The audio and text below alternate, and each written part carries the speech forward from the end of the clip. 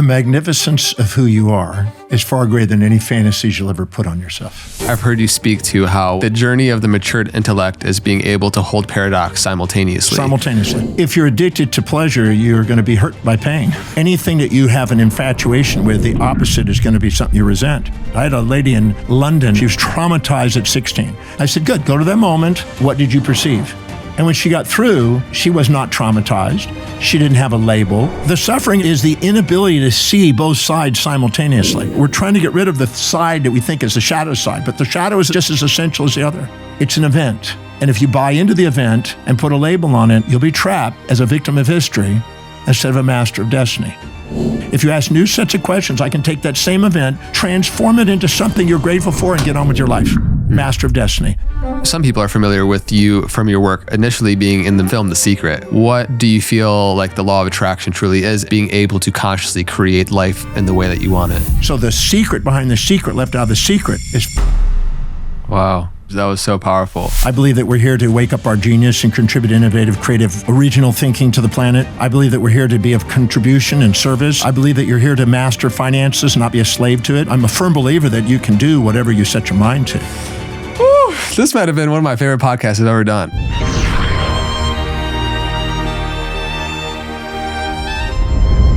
Hello, beautiful beings. Welcome back to the Know Thyself podcast, where every single week we get the honor and privilege to sit down with a brilliant mind to learn more about the true nature of self and the world around us every single week. Now, our guest today is a polymath, a world-renowned human behavior expert, an internationally best-selling author and speaker, and he's helped millions of people around the world break past their own limiting beliefs and reach their full potential. This episode is going to be dense. So just a note in advance, if you're going to listen and commit to the length of this podcast, bust out a pen and a pad. We're going to be exploring the intersection of human values, quantum physics, the hidden order behind it all, human judgment, and a lot of things that I think can really support us all as humans live a more liberated experience. So, Dr. John Demartini, thank you for being here. Thank you for having me. Well, we are on the Know Thyself podcast, and I would love for you to share a little bit about what that means to you. The magnificence of who you are is far greater than any fantasies you'll ever put on yourself. So giving yourself permission to be yourself is the most liberating, most fulfilling, most meaningful, most productive and inspiring thing a human being can do. It's been stated for centuries, if not millennia, to know thyself, be thyself, love thyself. And it's true. And being honest with who we are and not having vicissitudes of fluctuation about the facades that we wear liberates us from the bondage of the distractions that most people are trapped in. So being true to yourself is the essence of our existence. When you look at the words, the self, the part that's self in there, what do you, what's the extent of self? Well, I think it was Schopenhauer, even though I've not found the exact quote, a quote about a quote. It says that we become our true self to the degree that we, reflect and identify ourselves through all things. So really, there's no boundary on the real self.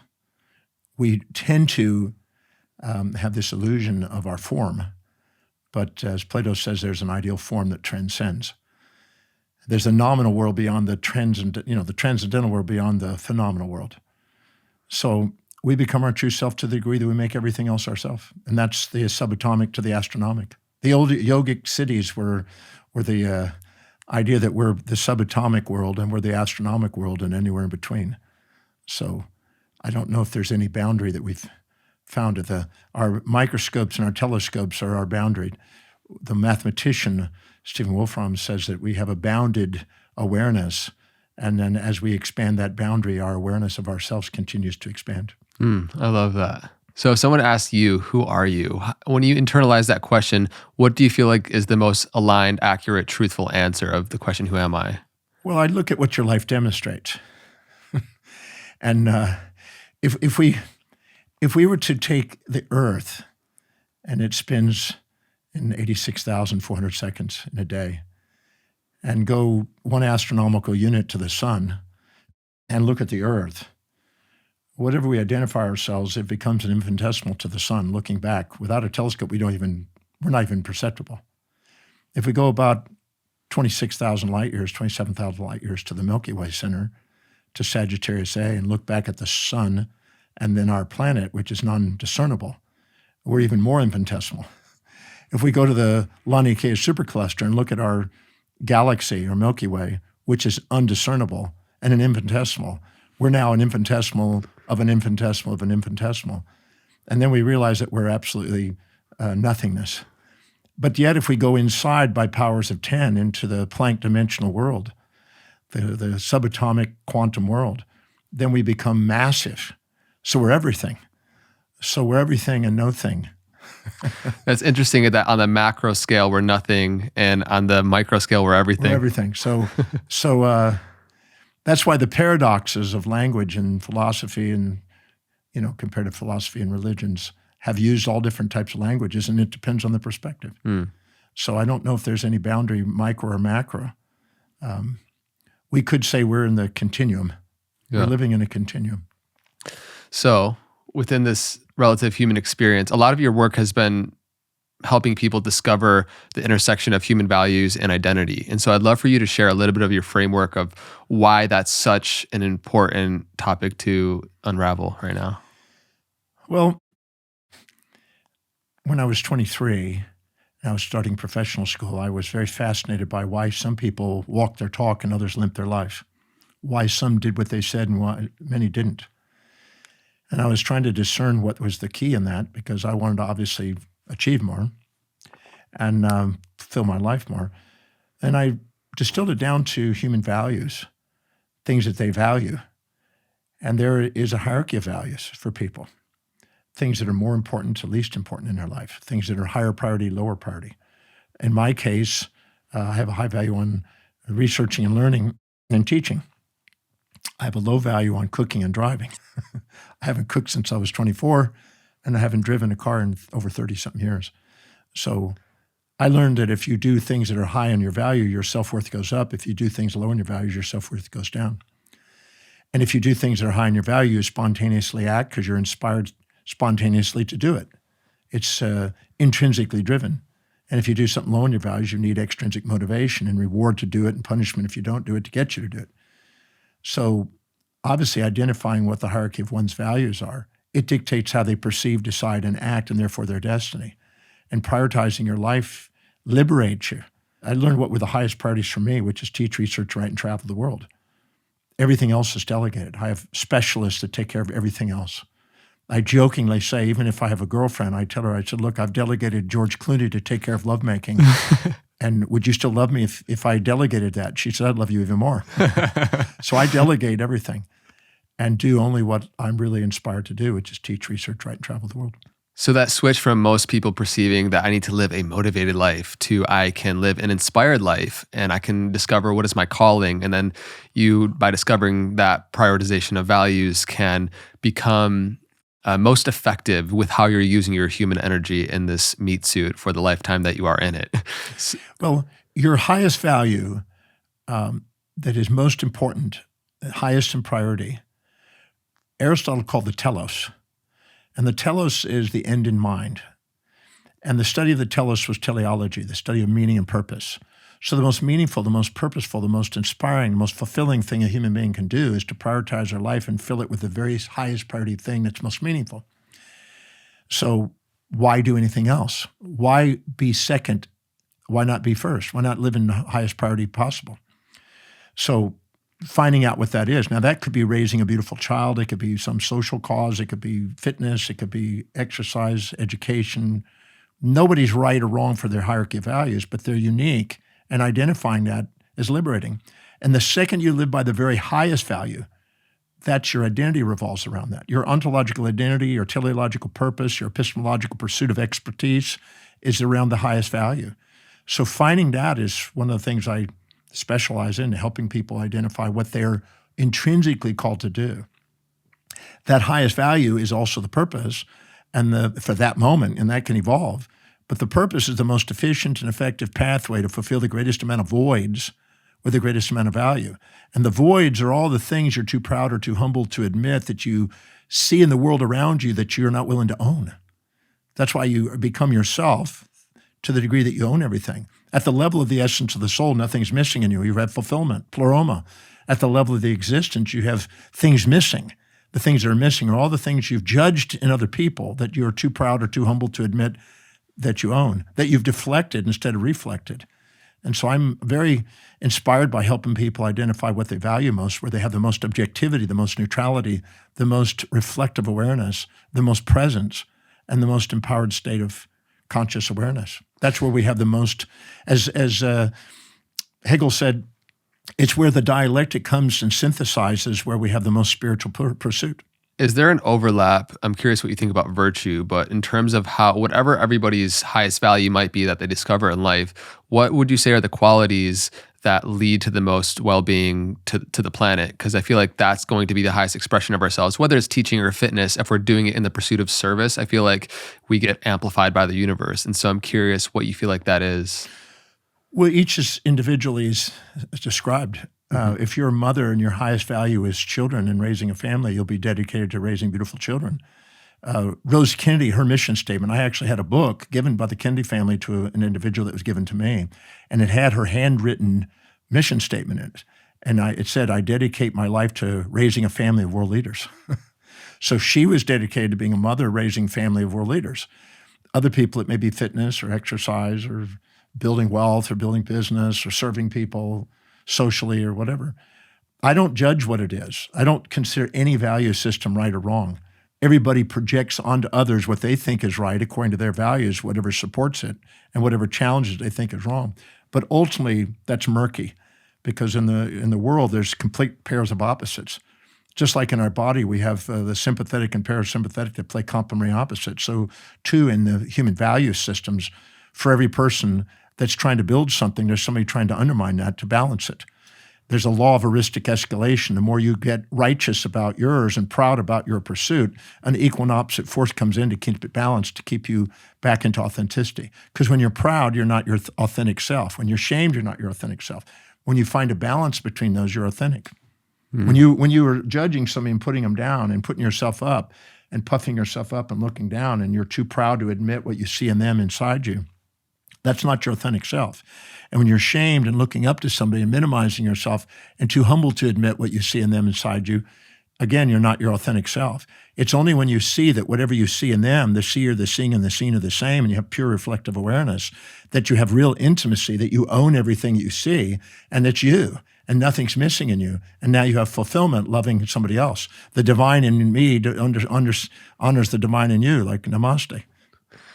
Mic drop moment. I love that, because I've heard you speak to how when we pedestal somebody up, obviously we're going to minimize ourselves. When we look down, we're going to inflate ourselves. So how in the process of actually integrating that and making that a reality where we catch ourselves when we're admiring somebody or we're feeling superior to somebody, what is the process in real time of integrating that so we can, stop living in an illusion?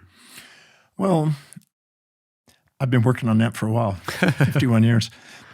The first thing is identify what specific trait, physical trait, or action or inaction do you perceive this individual displaying or demonstrating that you admire most or despise most?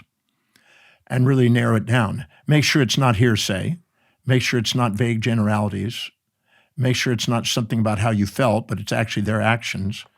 Make sure it's not transcendental, because there's no polarization and judgment there. And then once you identify what the trait, action, inaction is, then you go inside yourself and you go, okay, John, go to a moment where and when you perceive yourself displaying or demonstrating the same specific trait, action, inaction that you admired or despised in them inside yourself. And where are you when you do it? When are you when you do it? So hold yourself accountably, so you activate an episodic memory. And then exactly who you're doing it to and who is perceiving you doing that. So you can lock in with reflective awareness and also transparency where you do it, so you can't deny it. When you lock that in and you do it again and again and again until the quantity and the quality of what you see in them you own 100% with certainty, you now have reflective awareness and realize that who am I to judge them? I'm doing the same thing. It was Romans 2:1 that basically said in the New Testament, it said to beware of judging because the thing you judge in them is you do the same things.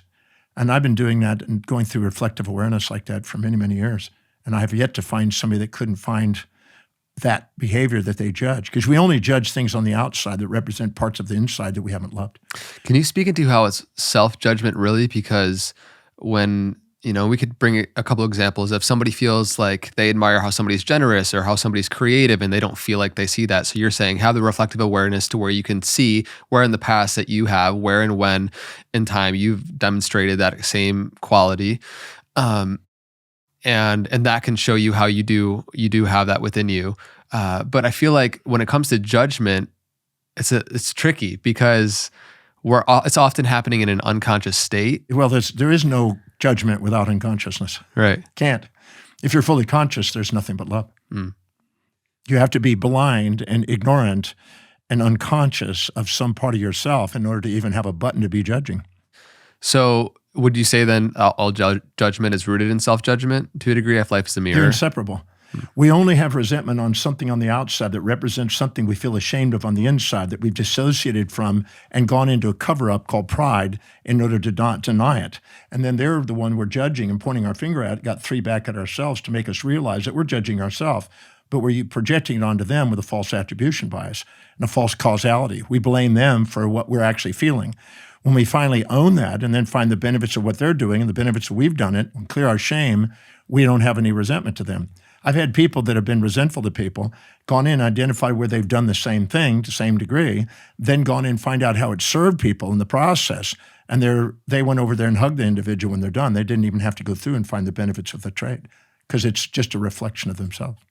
How do you navigate when people feel grief in relation to how they have been judgmental or something that they've done? How do you help them collapse that? Well, if they have a fantasy that they're going to be beyond judgment and they're not going to grow and they're not going to have judgment, well, then that's their delusion. And anytime you compare your current reality to a fantasy and a delusion, you're going to beat yourself up because you're having an expectation that you're not going to do that. But we all are going to do that because that's what lets us know what we haven't loved. And it gives us another opportunity to love some more. So we're going to grow. If we think that we're beyond that and don't have that, then that's another pride that we just got trapped in and we're not doing it at that moment. Right. I went through the Oxford English Dictionary 39, almost 40 years ago, because I realized that what I was seeing in other people and what I was saying to them, and particularly emphasizing, was for me as much as them. So I decided to do a preemptive strike by going into the Oxford Dictionary, and I went through and I underlined every possible human behavioral trait that I found, 4,628 individual traits. And I went and underlined it, and then I went outside on the margins and I thought of who is it that I know that is the most extreme example of that behavior. And I wrote their initial. And then I started doing the exercise. Now, John, go to a moment where and when you perceive yourself displaying or demonstrating that trait until I see that it's 100% equal to all those people that I thought were extreme. And I went and owned all 4,628 traits. And I realized that no matter what you say about me, it's true. I'm nice, I'm mean, I'm kind, I'm cruel. I'm honest, I'm dishonest, I'm all the above. I'm judging, I'm non-judging. And then I realized that if I meet somebody that has similar values, they'll call me determined and perseverant and focused and dedicated. If I meet somebody with dissimilar values, they'll see me pig-headed, rigid, and stuck and unwilling to alter the same behavior. So I'm all those based on the perceptions of people around the world. And that's what you're dealing with. You're dealing with all those perceptions. So when you own all those traits, you realize that everybody's just projecting their own illusions onto you. And all of them are valued and all of them are useful. There's that quote, I think, from Cooley that says that I'm not what I think I am. I'm not what you think I am. I am what I think you think I am. And I feel like we oftentimes live in this hall of mirrors, which is the relative human experience that we come here in this realm of duality to be able to experience the reflection of others. When you kind of zoom out and see the reflective nature of the human consciousness in relationship, how do you see that as a process of evolution? Well, as long as we don't dissociate, it's one thing to dissociate and just observe it, like a transcendental meditation and observe it, but you can also use that as an escape instead of growth. Because instead of actually going in there and owning it all and being part of it, you're just witnessing it. And then you say you're not judging it, but the second you go back into it, you judge it again. So you haven't really accomplished anything except a temporary dissociation. So I'm a firm believer in transcending it by going in there and finding out how it serves. Everything is serving ultimately, or it would have gone extinct. If you look at the way things work, if it doesn't serve somehow life, it goes extinct. So if these behaviors that we may have a moral hypocrisy about, that we may judge, it actually still serves. And my job is to go find it. I'm a believer that there's a hidden order in the world, and my job is to find it. That's my, when you study chaos theory and you study disorder and order and entropy and neg-entropy, you'll see that the entropy is basically missing information. Claude Shannon called it missing information. 2 Nobel Prize winners got their work on information theory. So whenever we are judging, we're missing information, and we have entropy, and we have disorder, and we're creating an impulse towards something or an instinct away from it, so we're extrinsically driven by this perception. But the second we go in there and find both sides simultaneously and balance the equation, put the yin-yang symbol together, and have a Taoist perspective, we are automatically seeing that there was nothing but love. All else was an illusion. And the mind will automatically, if it perceives something that challenges it will automatically dissociate, create an anti-memory to counterbalance it, to keep it in equilibrium.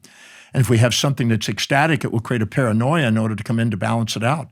The brain is constantly looking for homeostasis amongst a perturbed world, and it's constantly trying to make us aware that there is a full expression of love when we're fully awakened.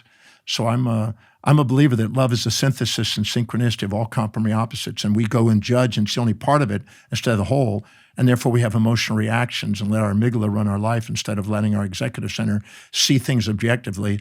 And that's where we're human beings on a mission instead of a passionate avoidance-seeking mechanism. The download is heavy. There's so much to unpack there. I feel it's like the journey of the matured intellect is being able to hold paradox simultaneously. And the law of polarity, which I love in Hermeticism, speaks to how, and also you refer to many times, how relief and grief, for example, are on the same poles of the same magnet that is love. That's it. And so I would love for you to share a little bit more how paying attention to the polarity and the opposite of something can help you collapse it down into unicity. Well, if you're addicted to pleasure, you're going to be hurt by pain. If you're addicted to support, you're going to be hurt by challenge. Anything that you have an infatuation with, the opposite is going to be something you resent. And you're trying to separate the inseparables, divide the indivisibles, label the unlabellables, polarize the unpolarizables, and live in this dualistic perspective. And what you're doing is you're creating a causality of separation instead of an acausal state of synchronicity. When you see that they're simultaneous, you've liberated yourself. Wilhelm Wundt in 1895, in his book on the Principles of Psychology, who was basically the father of experimental psychology, along with William James, but he did it in a different area. He basically said that simultaneous contrast liberates, and sequential contrast polarizes us and makes us in bondage to our misperceptions. See, what most people do is they get caught in the law of contrast, and he mentioned this. So if you take a beaker of water, and let's say this beaker over here is 40 degrees, it's cold, and another beaker of water that's 72 degrees, tepid, and another beaker of water that's 140 degrees, hot. If you put a thermometer in each one, they give you an objective reading.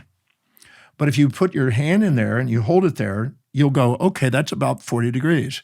You take your hand out, let it normalize again, put it in this one, that's about 72 degrees. Take it out and put it in this one, that's about 140 degrees. You'll measure it pretty accurately.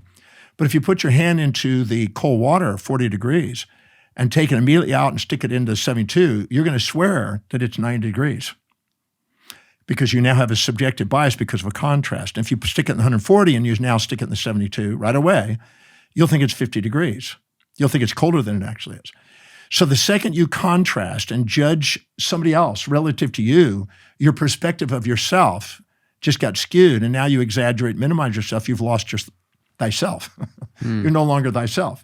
You now distorted yourself. That's why if we compare ourselves to other people and put them on pedestals of pits and don't put them in our heart and have equanimity and equity, we're automatically going to have a skewed view of who we are, and we're going to set goals that are too big and too short a time frame when we puff ourselves up, or set goals that are too small and too long a time frame when we beat ourselves up. And each one of those are going to give us feedback to set real goals and real time frames that are real objectives. So nature is going to force us, even if we do judge, back into our authentic self by the signs and symptoms of our psychology and physiology and sociology and our business feedback. It's going to guide us back to the authenticity. Everything is guiding people to maximize their potential because of the law of efficiency. Everything that's going on in life is actually maximizing efficiency, but people aren't aware of it. And so they're basically keeping imposing moral hypocrisies and expectations that are delusive to try to get them to live in this ideal fantasy world instead of actually honor the way the magnificence is. So it feels like the difference between responding and reacting is just that. Like, and how are you? Do you feel like it is our evolutionary path to close that gap between our subjective perspective and objective reality? Yeah. To be able to, whether, for example, the different water temperatures is an example to how we perceive relationships, how we perceive any circumstance that's unfolding in our life, to be able to see it fully just for what it is and not distorting it for how we want it to be or how we don't want it to be. Well, our fulfillment is proportional. Because anytime we're exaggerate ourselves and minimize somebody, that's not accurate. That's not accurate. The perturbation that occurs by the seeking and avoiding responses are not allowing us to be stable and present and certain and poised and productive and prioritized and fulfilled. So all of those are perturbations that are giving us feedback to let us know we're not seeing things as they are. We're seeing things as we have projected. Some people are familiar with you from your work initially being in the film The Secret, which is interesting. So the law of attraction and how it was kind of distorted, and some things I like about the movie and what it opened up for people. Obviously, a lot of other things that I think weren't just accurate representations of how reality really works. What do you feel like the law of attraction truly is, if there is such a thing, and the qualities of being able to consciously create life in the way that you want it? Well, I've been fascinated by perceptions. I wrote a book on perceptual illusions and how they affected health and wellness back in 1978. And fascinated by it. We have an area of our brain which is called the relay center. It's the thalamus. The thalamus takes in sensory information from spinal input and also from the brainstem. And it passes through this relay station called the pulvinar nuclei, which is the front part of the thalamus. And then it goes into this corona radiata, an internal capsule, and goes up into the cortex. As it goes up in the cortex, it basically is filtered and gated information that's selected. And that's based on whatever our hierarchy of values are. So let's take a 35-year-old woman that's got 3 children under the age of 5, and let's walk in a mall, and her highest value is those children, and she identifies herself teleologically as a mother. And so she's going to spot in that mall children's education items, children's health items, children's entertainment items, children's clothes, children's anything to do with the child. She's going to filter things out. She's going to spot that. Her husband, if she's married, let's say he's business-oriented because somebody's going to be working, making money to take care of the kids.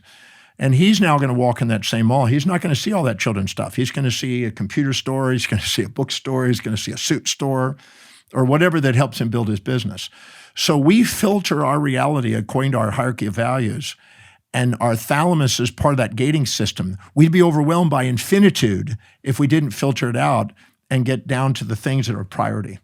So the hierarchy of our values dictates our perceptions by prioritizing things and filtering things up to get us. Now, if we live by our very highest value and we know ourself, because our identity revolves around it, we have the most efficient filtering. And we see the highest probability of synchronicities and things that seem to match our intentions. So the secret behind the secret, left out of the secret, is don't waste your time pursuing something that's not really truly highest on your value, which is authentic. That means knowing yourself. So if you waste your time on those lower priority things, you're going to think the secret doesn't work. You're going to think that I don't see all these synchronicities. Everything's in the way, not on the way. But if you're living by your highest values, you amazingly filter out things and you see the world on the way instead of in the way. So that's part of it.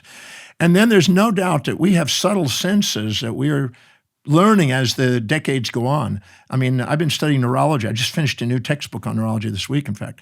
And what's interesting on neurology is we didn't know about certain senses 50 years ago when I started putting effort into the study of that.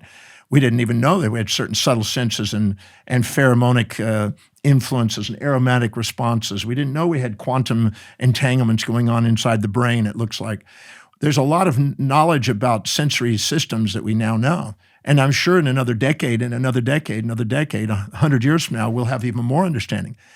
So the subtleties of what we can perceive in our environment, the subtleties of our communication systems are getting more profound. And so I'm no doubt that we have a resonation process also by what our innermost dominant thought is. It does become our outermost tangible reality. When we prioritize our motor actions and live by highest priority and prioritize our sensory perceptions and see things, no matter what happens, how it's helping our highest priority, then we are in the flow. and we start to see opportunities and take advantage of opportunities and run into the people, places, things, ideas, and events in our life to help us manifest our innermost dominant thought. So we also have our thoughts. Almost everybody, we did a study back in the 80s. I did 1,000 doctors' offices. I was consulting for them back in the 80s. And we would go in there and we'd have the patient files. We go through all their patient files that have been inactive for 6 months or longer, haven't been in. And we'd pull them out and we'd divvy them up between the staff members. And we'd then read their file, look at their primary complaint, look about their family members' names, look at everything, and just study their file. 20% within 1 week would show back up in the office. Consistently. Consistently. Whatever we think about, we then tend to have some sort of connection with. So-and-so ran into them, they called, and all of a sudden something happened and they showed back in the office. So there's no doubt that there's a resonation going on. I have my theories about it in the quantum world. I have my theories about how we telecommunicate in that way, but some of them are still murky. It happens frequent enough to not ignore, but not frequent enough to bet money on.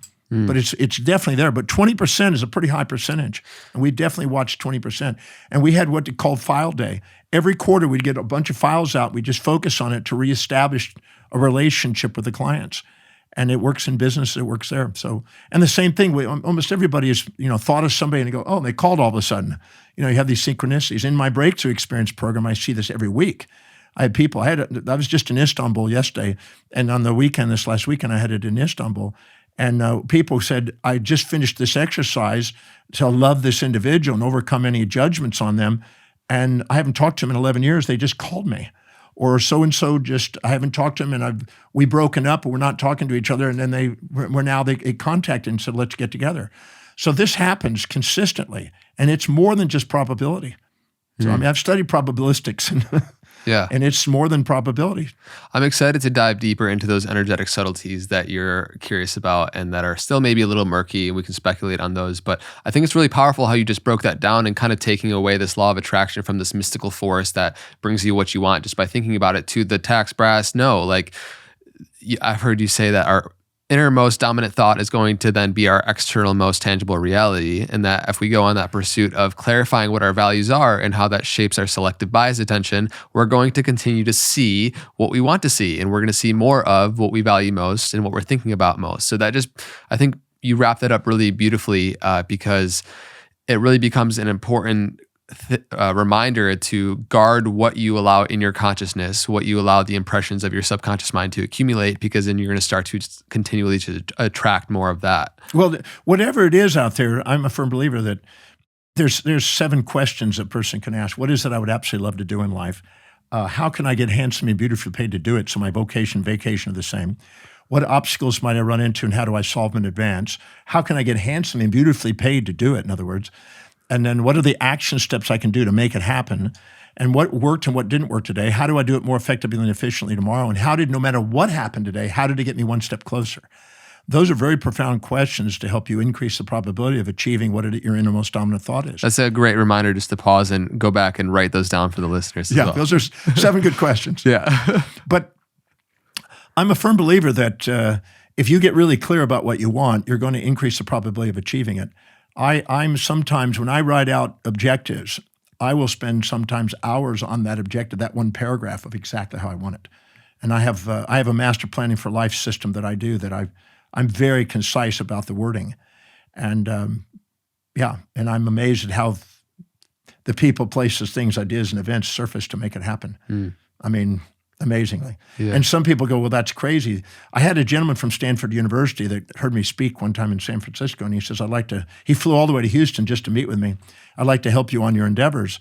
And then I told him, here's my master plan book.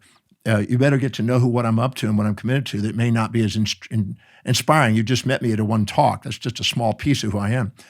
And afterwards he says, this is not for me. This is crazy stuff. You're willing to do stuff that's not realistic. What's the top thing? Well, I told him that I wanted to do enough of a contribution to have 1,000 books write about what I'm doing. I wanted to write so many hundreds of books. I wanted to do these things, and they're happening. They're all manifesting. I've done 300 books, so I'm a firm believer that you can do whatever you set your mind to. But most people don't want to believe that you can do it because they'll limit themselves. And then immediately, if they can't see themselves doing it, they'll try to bring you back to their level to make it comfortable. But, to be great is to be misunderstood, said Emerson. So I just say, no matter what anybody says to me, I'm winning. I always know when somebody's criticizing, I know somebody's praising. If I'm addicted to the praise, the criticism is there to get me back into equilibrium. So I know how to center that. And so it doesn't matter what anybody says. That the world on the outside is not what matters. It's the perception of the world on the outside that matters. For those that are listening right now, there's going to be some individuals that feel the calling to be the very best that they can in their particular field, whether it's basketball or swimming or it's business or it's writing. What do you feel like is we kind of just spoke into it, but the qualities of what really allows those individuals, because they're so inspired, that's going to enable them into such massive action to actually be able to attain being the top in their field in the world? Well, you define what it is you want to be a master at. Mine's in human behavior. I want to have the broadest and most in-depth knowledge on the planet ever in history on that field. And so I've devoured 30,000 books just for that objective. But the purpose of that is because I wanted to find the one thing, as Gary Keller says, the one thing that I wanted to master. And mine happens to be the teaching and researching of human behavior. Now, that may not be of interest to anybody else, but it doesn't matter to me. This is what inspires me. So I go and focus on what inspires me. What do you think about the shift? Because I felt into this as well. Earlier on in my journey, I've kind of asked, what do I want from life? And then I feel like it's evolved more and more over the years to what does life want of me? And so what do you feel like, because you, as if teaching is your highest value, in some ways, do you attribute that to conditioning? Do you attribute that to a deeper soul energy that was that like life is being able to express itself most effectively through you and your neurology and biology and how you were set up? I'm curious how you think our values kind of choose us in a way. Well, a little amoeba has endocytosis for food and exocytosis for waste. It's seeking and avoiding. So in a sense, it has a judgment. This is good, this is bad, this is seek, this is avoid. When multicellular systems developed, colonies and sponges and selenites and things, and then you started getting more tissues and organs and eventually embryological development of a human, all of those single cells from the zygote through differentiation are basically developing, and they're seeking and avoiding mechanisms. So there's an inherent avoidance and seeking value, support, challenging system right from the beginning. So you're born with it. Then you're accumulating things as you go along based on a bit of conditions that you subordinate to. And you don't take on everybody's. If you don't subordinate to somebody, you don't take in their values. If you subordinate, you project your values.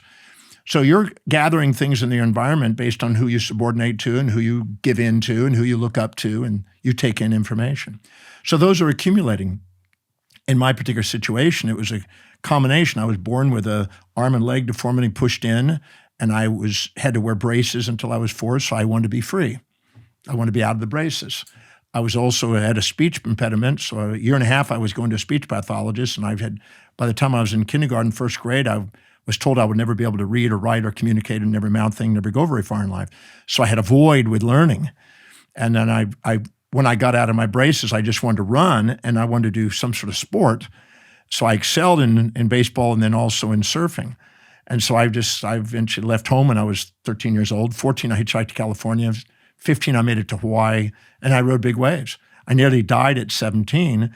And then I met this teacher, Paul C. Bragg, who one night in 1 hour inspired me and made me believe that I could overcome my learning problems and someday become intelligent enough to read and write and speak.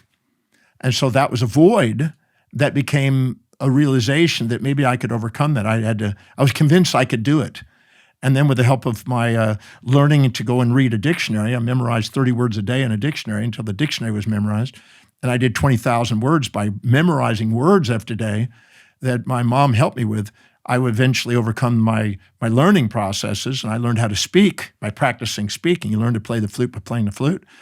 And I just all of a sudden just kept doing it. And since I was 18, I've been doing everything I can to travel the world and to speak. So those are all the voids that led to the value that I have that inspires me today, that brings tears to my eyes, get to do it every day. Yeah. This is what I love doing. You know? Yeah, me too. This is it. I'm right there with you. Yeah, I can do this 12 days a week. It's a lot of days. But anything's possible in the quantum world. So, yeah, I feel the gratitude and the emotion that comes up when you're sharing your story, and it feels like whatever people believe karmically or energetically, like life gives us challenges that then become the way into us living a most purpose-driven life. Yeah. Well, everything is a feedback system. And a challenge is perceptual anyway. I've had people that thought they had challenges. Can I share a story? Please. So I had this guy, and this is just about a year and a half ago. Yeah, something like that, a year and a half. He's driving down the highway in South Africa. He owns a major company, very wealthy guy, and he's driving his fancy car.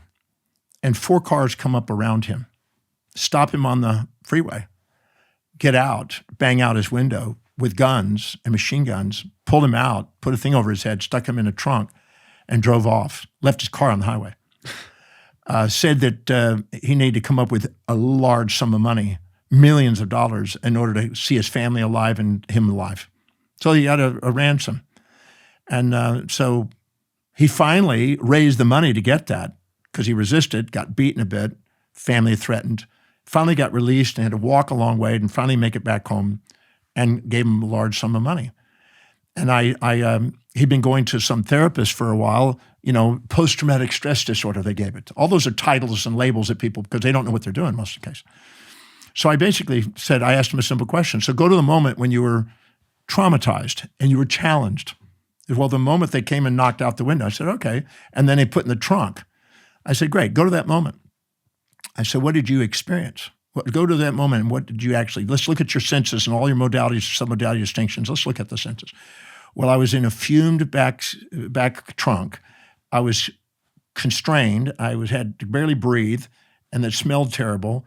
And I didn't know if I was going to live, and I felt tightened, and I couldn't move, and I wanted to urinate and defecate, and I couldn't do anything, and I was just trapped there for 5.5 hours. I said, great. So go to the actual moment, one by moment, the first moment that happens. Your mind will never have trauma or tragedy or turmoil or terrible or torture without dissociating in a freeze response and creating ecstasy and utopia and euphoria and this other thing, excitement, elation.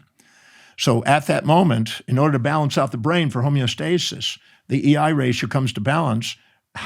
What was in the mind at that moment? So go to that moment, let's go and let's find out what the mind did. And it dissociated, and he was running through a field, holding his children and wife's hands, fresh air, butterflies, free, liberated. Every psychological iconic symbol that he had accumulated from his life that was the opposite of what he was doing, his brain brought in as an anti-memory simultaneously to liberate him from this so he could integrate the pairs of opposites so he could have a moment of love, even in that moment. So in that moment, he thought was trauma. In that moment, I brought him to a tear of gratitude. He goes, wow, that was the moment I made a decision that I really loved my wife and kids.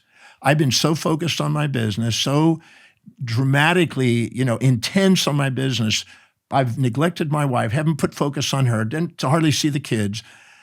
At that moment, I realized that I had been sitting on the edge and my wife was almost ready for a divorce. I was having hypertension and I was basically not taking care of my health. I'd gained weight because I was eating crap. And at that moment, I got to see how much they were meant to me. And it brought me a tear of gratitude the moment I saw that. I said, okay, and let's go frame by frame by frame. I took frame by frame in the stream of consciousness. I took frame by frame by frame and found out the opposite of whatever he was perceiving. When he was through, he goes, I didn't have torture. I had torture and ecstasy, trauma and elation. Both of them were there simultaneously. I said, exactly. Your mind has systems of homeostasis that most people don't realize. They're unconscious of the other side, and they label it that, and they think it's a trauma, and they change it, and they run the story and become victim of history instead of master of destiny. So at that moment, what was the benefits of that now? He says, I got my family back. He cried. I got to know I love my children like I've never loved before. During the time I was away from my office, my team, which I've been trying to push uphill to try to take command, which I kept interfering with, I got out of the way. They rose the occasion. And during that time, my business made more money than the ransom. And now my business is running itself.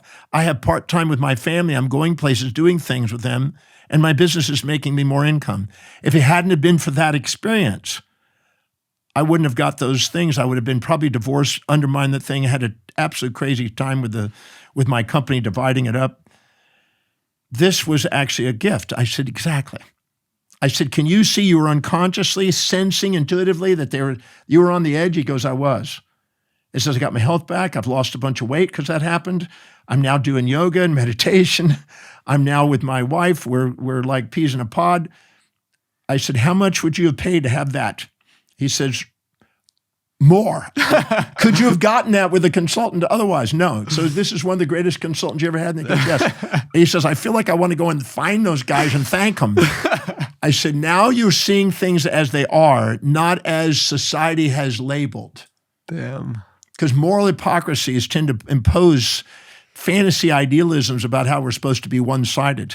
But we don't need to get rid of any part of ourselves to love ourselves. But we're trying to get rid of the side that we think is the shadow side. But the shadow is just as essential as the other. And I'm trying to teach people how to love their wholeness and realize that you're all things.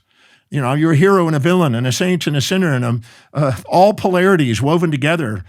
And that's what love is. It's a synthesis, synchronous of all possible behavioral experiences. And I want people to understand that, to help them empower their life. Because as long as they're trying to get rid of some part of themselves, that's going to be the thing that's going to undermine it. And the very thing that they're going to point their finger at other people to push their buttons to keep them playing small. Wow. That was so powerful. And I can just feel all the listeners right now relating to their own trauma or challenges and how they could feel into that and go through that same method and be able to see how it was actually a gift. Don't let some psychobabble get in the way of your power. I had a young boy. This boy is told by his therapist and his counselor and his teacher and his mother and all the specialists and things like that because he was an adopted child and because he was sort of an orphan for a while and is abandoned, and they put all these labels on that, and they said, well, the reason why he's having problems is because of this, and they had a dysfunctional family and all that. So I said, that's so trivial. It's so dark age. I said, can I have your young boy here? And I said, yeah. I said, you know how to use the internet? Yep. You know how to get on the phone and look stuff up? Yep. I said, let's go look something up together. I look on there. I said, go look up the celebrities, the people that have made a massive difference in the world that started out as orphans, like Sir Isaac Newton. His father died when he was born. His mother left him for a while. He was left in an apothecary place with this guy and raised that way. So he didn't have a father and he didn't really have a mother for a long period of time. And Sir Isaac Newton was born and Principia was done, one of the greatest scientific treatises on gravitational forces. So, but I went through there and we found 700 celebrities. And then I said, looked up some of these guys and gals. And see, I said, you're in this category. And he completely shifted from being a victim of history to a master of destiny. He just shifted. Wow. He said, I am special. I've been gifted with an exact starting point that I needed to do something amazing like these people. So, we can be victims of history or master of destiny. I'm a firm believer when people come to my program and they come to the breakthrough experience and they want to run their story, I stop them in the story, stop the story, let's reframe it. I guarantee you when their story's over this weekend, you're not going to have that original story. It's over with. Because it's bull. It's all bull.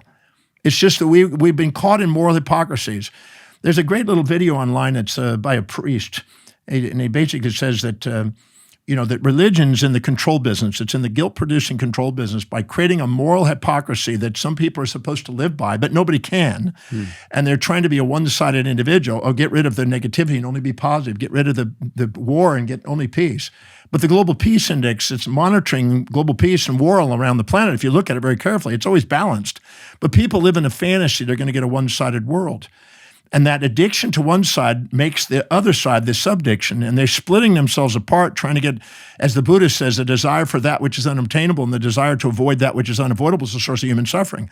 So our passionate pursuit of a one-sided world is the source of our suffering, and the moral hypocrisies breed it, and that's a way that political and theological systems can control people, so they have control and power. And if you don't empower your life, you're going to be overpowered by the external world. So I'm interested in helping people reclaim their integration of opposites and own all parts of themselves and not try to get rid of any part of themselves and love all of it. Because if you do, you can be yourself. You can't be yourself if you're trying to get rid of half of yourself. Yeah. Embracing the full spectrum, What you just shared to me feels like the epitome of like the ultimate expression of love, and of course, still making space for the humanity in us and the suffering that is our relative experience in the moments of the trauma, of course. But then when it's decades removed, years removed, and even you can go to moments removed and where it happens in real time. Yeah, but even they say that the wisdom of the ages without the aging process is what I'm interested in. I'm not interested in entropy and having causality and aging process. When people, I had a lady that was in one of my programs in Houston, and she was on the phone with her father, and it was during a break in one of my seminars, and all of a sudden the father shot himself, killed himself. We heard the gun go off. That just shocked everybody. She just sat there and turned white and just couldn't even move. Whoa. And she then finally said, my father just shot himself. And the whole room is looking at me. What do we do? I said, bring her up here. There's a process we do on how to deal with grief. Let's take care of it. This is a fresh opportunity to do this. And people say, well, doesn't she need to mourn? I said, absolutely not. Whoa. I said, the only reason people mourn is because they don't know.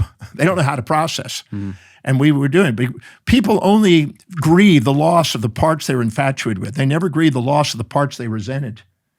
I've done 5,000 death processes and grief processes, and when somebody comes to me and says, well, I'm grieving the loss of somebody, I said, yeah, let's make a list of what you're grieving the loss of. It's always the smiles, their conversations, their hugs, their cooking, their sense of humor, all the things that supported your values. They don't say, I'm missing their farts, I'm missing their screaming, I'm missing their hair in the sink, they don't miss that. They only miss the things that supported their values that made dopamine and oxytocin and vasopressin and the enkephalin endorphins and dendorphins. So the second you make them aware of the other side and balance the equation, then they see the whole person, and then you find out what's the downside of that, because every trait you admire also has a downside. You meet this guy and you think he's highly intelligent or something, but then you find out he's argumentative, he knows it all, he doesn't listen. There's downsides. He's very good looking, but now when you're making love with him, he's looking at himself in the mirror and he thinks he's, a stud or something like that, and all the girls are doing it. He's looking at them and distracted, and he's got plenty of girlfriends. Everything has two sides. And so if you choose to be addicted to a fantasy and hold on to it, it's your fantasy that's being broken. And that's what your grief is. Mm-hmm. And so when you actually love somebody for both sides, they become present and you feel there and you're graced with them and they're not gone. And I can prove that. I've done that in settings in Christchurch earthquake. I've done that in the Ishinomaki tsunami. I did that in another earthquake in Japan. I've done that at Keio University. They did research and we showed this. I mean, I've been doing this since 1976. I started working on this. And I am certain that can be dissolved. And people don't have to have grief. Nobody has to have grief more than 3 hours on this planet. Even right now, I'm working right now in Palestinian and Israeli people they're contacting, and I'm showing them how to dissolve the grief of the loss of loved ones and stuff like that. And people don't know that's possible. They're so used to the program that you grieve over the loss. But I first in 1976, when I was in El Salvador, surfing in El Salvador, I saw a celebration of 300 people celebrating the death of the mayor. And I went, when in Greece, they wear black for 2 years, and they mourn. Over here, they're celebrating, and they go in the freeing of the spirit, and they're having a party. And I thought, this is a social construct. So I've started working on what exactly is this grief and relief polarity back in 76. Whoa. By 1984, I had a model for that, and it's been working ever since. It's very powerful. Yeah, there's so much there. One thing that you said that really stuck out is that grief is our fantasy being broken. Yeah. And I think it's a withdrawal symptom from internal drugs. Yeah. And it can be it can be sad to realize that, especially in relationships and romantic partnerships, we're often what we think is love is infatuation, and that we're in love with the perception that we have of somebody, and we're not actually relating to them as a being. Yeah. Most people are having affairs with a fantasy and then punishing the individual and then wonder why they go on and have an affair because they want to be loved for who they are. Mm-hmm. A lot of fantasies out there. And some people will start out with the fantasies and gradually work their way to finally love somebody if they're smart. Yeah. But if they're not, they just go off to the next fantasy and then think that all men are this way or all women are this way instead of actually realize that it's their delusion that they're being smacked. They're getting, nature is basically breaking fantasies. All fantasies are designed to be broken. And you think they're broken hearts. They're not. They're broken fantasies. We're so programmed to think that love is infatuation. And I'm just curious for you, is it just a process of rewiring to be able to, whenever you come into relation with another being, to have it be an expression of love and not trying to extract love, essentially? I was just with two girls having dinner the other night. Well, girls, I'm 69 years old, so girls are now 50s. Yeah. But girls. And so it's interesting. They were having a boyfriend issue. You look great for 69, by the way. Holy shit. Oh, yeah, 69. Wow. That's my best year. I think 69 is the best year. So anyway, so these two girls are there, and they're talking about their boyfriends and how they're, brokenhearted about these boyfriends, and yet they're infatuated and stuff. And I said, let's go to a moment when you're infatuated and you're admiring some trait. What specific trait, in action, do you perceive this individual displaying or demonstrating that you admire most? Good. Okay, got it. At that moment, you got the vision. Now, go to a moment when they're just opposite of that.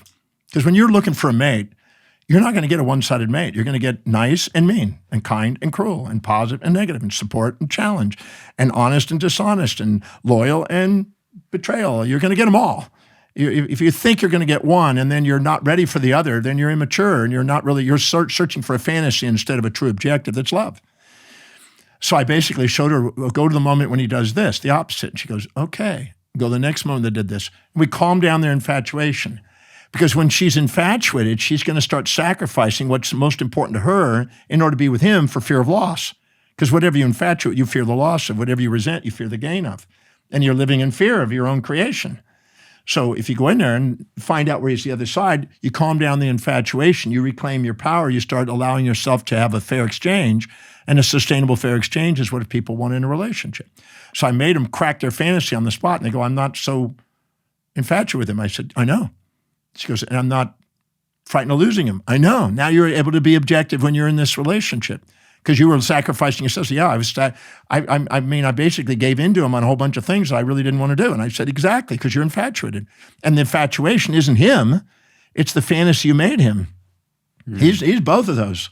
But you're blind. You're unconscious of the downside when you're infatuated. You're unconscious of the upside when you're resentful. Again, just so powerful. So much to reflect on there. I'm paraphrasing, but I heard Ram Dass once say something to the lines of, self-righteousness is one of the last gates to the inner heaven. And I feel like we tend to cling on to our own inadequacies and we feel a sense of righteousness around them. And so I'm curious what you feel about self-righteousness, this inner urge to be right, and how you relate to that. Well, it's an amygdala response. The amygdala wants to avoid pain and seek pleasure. So it wants to avoid predator and seek prey.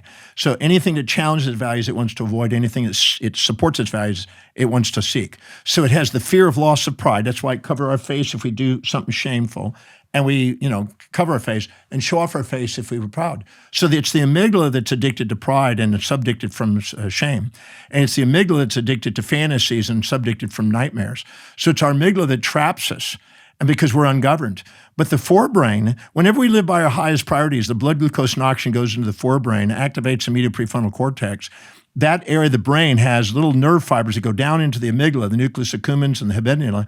And basically with glutamate and GABA, they go in there and neutralize the impulses and instincts. And so we're self-governed and we're not impulsive, searching for a fantasy and, instinctual to avoid a pain.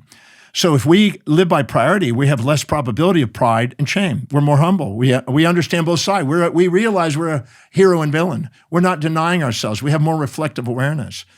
When I went through the dictionary many years ago, almost 40 years ago, and I saw that I had all the above, I go, so who am I to rise above or below? I've got it all. And that's fulfillment. But our society wants you to get rid of half of it. You're supposed to be nice, not mean, kind, not cruel. Your grandmother goes along and tells you as a child, right, now be nice, don't be mean. Be kind, don't be cruel. Be positive, don't be negative. Be generous, don't be stingy. And then she goes and beats grandpa up 5 seconds later and says, where's the money? It's hypocrisy. So the moral hypocrisies are what most people are trapped by. And they usually come from politicians and theological background.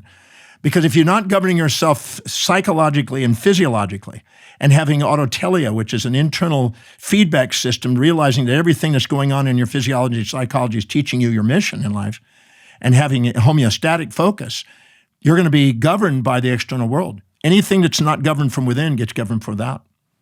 So anytime you're basically in judging somebody, you're going to be outside governed. Politics and religion are going to run you. Yeah. That's mass media, social media, instead of master media. The master media is the perennial philosophy that stood the test of time, which is symmetry, proportion, and order, and pure, elegant mathematical expression of the perfect balance of life. Yeah, I want to go into negentropy in a second here, but I do want to touch on one thing, which is when we're talking about this in the human experience, how we relate with other individuals, and then we also look on the macro scale. It's interesting that you brought up the peace index, that's roughly been balanced, because it feels definitely, especially if you tune in online, like it's World War III is upon us. Things are getting extremely heated, and understandably so.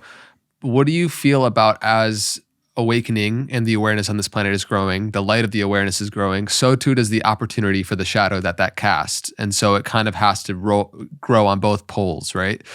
So how do you see that balance? A particle of light has no real antiparticle other than light. It's the particle and antiparticles. As Paul Dirac in his Principles of Economics in 1947, he basically described that if you take a photon and put it in a cloud chamber, you get a positron electron. The world of pairs of opposites is in the fermion world, not the boson world, as they say in physics. So in that area, that's where the polarities are. So peace and war, there's external peace and war, and then there's internal peace. Internal peace is when you embrace both external peace and war, when you see that there's an order to them. See, right now, recently you had, I think, 10,000 or 20,000 rabbis sitting at the Wailing Wall, all joined together in the biggest thing, all working towards peace. And there's groups of people all over the world, meditating on peace around the world as wars are going on. But if you really look carefully, you're going to see peace and war are always balanced. And the Global Peace Index measures 99.7% out of 23 parameters, and every 99.7% of the population is governed by 23 parameters that are determined whether there's peace and war in a country. And it measures it, and every year it reports what's going on. And it's always fluctuating around a mean, a perfect balance of peace and war. And if you go to look at Europe in the last 1,000 years, there's a video online, you can go on, and it shows the border walls changing through Europe over the last 1,000 years. You can get one on different parts of the world, but just the European one. And you'll show that there's about 5,000 different little wars going on during that time, and 1,000 of them. There's wars going on and peace and war going on all times. You have a sympathetic nervous system for breaking things down, catabolism. You've got a parasympathetic for building things up, anabolism, build and destroy. We're designed for both, and maximum growth and development occurs at the border of it. If we get anabolism, when we get support, we become juvenilely dependent. Imagine if you give somebody support, and they have no accountabilities, no responsibilities, no challenges. They become juvenilely dependent, and they're not ready to handle life. And what happens is they have gluttony, and they overeat, and they get parasympathetic overload. And if you get sympathetic, you get, the parasympathetic is the predator that's now attacking. You break things down, you get eaten, you get emaciated, starved. You need both. And maximum growth occurs at the border of support and challenge, the peace and war. So love is the synthesis of that. That's why the person you love, if you look at it, sometimes you think they're killing you and sometimes you think they're saving your life. So they're building you up and baiting you up. If you come home cocky, they're going to bring you down. If you come home humble, they're going to lift you up. They're going to do whatever it takes to keep you authentic. And everything on the planet is teaching people how to be authentic. When a culture gets proud and thinks it's superior, it gets nailed. When it goes down, it gets humbled, it gets lifted up. And right now you're seeing global dynamics escalating on showing peace and war on ever greater scales. So we're going to have peace and war going on regardless, and in our own life. I was speaking at a peace conference in Austria, and there were 200 leaders there. And I asked this question. This is a peace conference. Everybody's living in a fantasy of one side. And I basically said, how many of you here at this peace conference? And there's media there, the Dalai Lama's there, there's a lot of interesting characters there. And I said, how many of you have moments of inner peace? All put their hand up peacefully. The whole room had their hand up. I said, how many of you have moments of inner turmoil and conflict? And people were looking around to see if that was okay to do that in a social setting. Okay? Social pressure. And they kind of was like this. And I said, I certainly do. And the second I did that, people start putting up, and then the whole room put up. I said, so you have moments of calm and moments of turmoil? They go, yes. I said, okay, isn't that true? Yes. Can you admit that? You're living in a fantasy here because we're a bunch of people trying to promote this one-sided world, and this is a conference, so you don't want to show them that you have conflict? Is that what it is? It's a facade right now. You're repressing a part and suppressing it. Yeah. I said, now, when you get married and you find your mate, you get finally get total peace, don't you? And of course, they start laughing. And they go, but you have moments of peace and then moments of turmoil. I said, how many of you have a mate and have moments of peace and moments of turmoil? And they all go, yes. I said, when you have moments of peace, you sometimes go humpy pumpy and you end up having a child. And when you have a child, would you agree you have total peace then? And everybody started laughing, go, no. I said, no, you have moments of calm and moments of turmoil, moments of peace, moments of inner conflict and challenge, and agreements and disagreements. I said, good. Now, when you get with your family and your sister's or brother's family at a family reunion, is there total peace? No. You have a complementary opposite values in a family. The summation of all the values in a family cancel each other. So you have a brother or sister that's like your antiparticle. I said, and they have a different value, and what you think is important, they don't think is important. They think it's silly. And so these are all pairs of opposites. I said, now can you see there's both times of calm and times of turmoil in the family? And they go, yes. And at work, you have times of calm and times of turmoil and cliques and groups that have support and challenge? Yes. Where is world peace supposed to happen? Well, come on, get real. It's necessary for us to grow and have both support and challenge on ever greater scales. And the people that have internal conflict are the ones that want outer peace. And the people that have internal peace like to stir up things and be tricksters to people. They like to joke and stir things up. So these are two pairs of the human nature. Why we have a sympathetic and parasympathetic. Why we have mitosis and apoptosis. Why we have anabolic and catabolic. Why we have reduction and oxidation. All pairs of opposites are necessary. And the synthesis of that is what love is. And love demands transformation. In order for us to evolve in a world that's transforming in an astronomical environment as we go around the Milky Way, we must have build and destroy peace and war mechanisms in order to evolve. And that's what evolving is. Evolution is transformative, not one-sided. It can't have build without destroy. You can't have a building built without destroying some part of nature in order to build that building. So renovation and rejuvenation and innovation all come from a build and destroy mechanism. It feels like this perspective that we've been exploring is incredibly liberating, and it can be held simultaneously while honoring the suffering of somebody's experience, right? The suffering is the inability to see both sides simultaneously. You know, I have people that have been gone through all kinds of things, like the guy in the trauma or whatever, person that's been beaten or whatever. I take them and I go into that moment. I had a lady in London who was 16 years old. She was 19 when I met her, but she was traumatized at 16. She's standing on a corner with 4 of her friends, and one of them was a boy that she kind of had a crush on, and the other just friends. And it's on a kind of a sidewalk where there's a little bit of a knoll, and then it goes down to the street. There's a curb there. And they're smoking pot, and they're just sitting there, and they're teenagers, 16 years old, doing, getting high or whatever. And all of a sudden a car comes up, and a guy rolls down a window and he says, we're lost. Can you help us find the street? So the girl walks down this knoll down, and when she gets down close, she gets really close. Can you say that again? And he grabs her, opens up the door and grabs her and tries to pull her in the thing. The tall guy that she had a crush on reached and lunged forward and grabbed her legs, and they were dragged literally down the street. And finally they let go of her, and she scraped on the sidewalk. And I said, so she's traumatized. She's got 3 years of anxiety disorder, taking medication, put a label on it, victim of history, trauma. I said, good, go to that moment when you had that. What did you perceive? I was being held down. Good. At that exact moment, who was trying to lift you up? The boy that I had a crush on.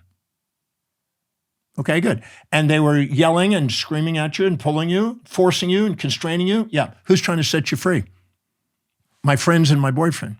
I went in and put the pair of opposites in her perception in balance and put them until each moment got a tear of gratitude, which is a moment of authenticity. When you have a eureka, a moment of aha, the gamma synchronicities in the brain fire up, and there's a synchronicity that goes on in the brain. It's a balance of the autonomics, it's an autonomic regulation, and it's a sign of authenticity, knowing yourself. And I basically went through each of those frames, just like I did the guy that was traumatized supposedly by this attack. And when she got through, she was not traumatized. She didn't have a label. She realized that she had an unconscious motive to get the guy as she wanted, and she got it. And these people helped her get her goal. And she realized that. And she wasn't even angry at him now because she's realized that she got her objective. That guy stayed the entire night, right? Took her to the hospital, was there for her, went home with her, stayed there at the house, made sure she was safe. They've been together and they haven't been apart since that time for 3 years. And she goes, I got my boyfriend. So she started out that was trauma. Everybody labeled it trauma. Everybody labeled that a challenging, terrible event. No, it's an event. It's an event. And if you buy into the event and put a label on it, you'll be trapped as a victim of history instead of a master of destiny. I can ask new sets of questions. The quality of your life is based on the quality of the questions you ask. If you ask new sets of questions, I can take that same event, transform it into something you're grateful for, and get on with your life. Master of destiny. So I don't want to label something. Suffering, if you look at the word passion, it comes from pati or passio, and it's a Latin term, and it means to suffer, right? Most people don't realize it. So find your passion, get passionate, have compassion. What it means is to have suffering and have suffer with somebody. But the only people that suffer with somebody are people who have also been wounded that haven't neutralized and balanced their own experience. So they're sympathizing with the person. They go, oh, I understand because I'm still suffering. But that's not masterful life.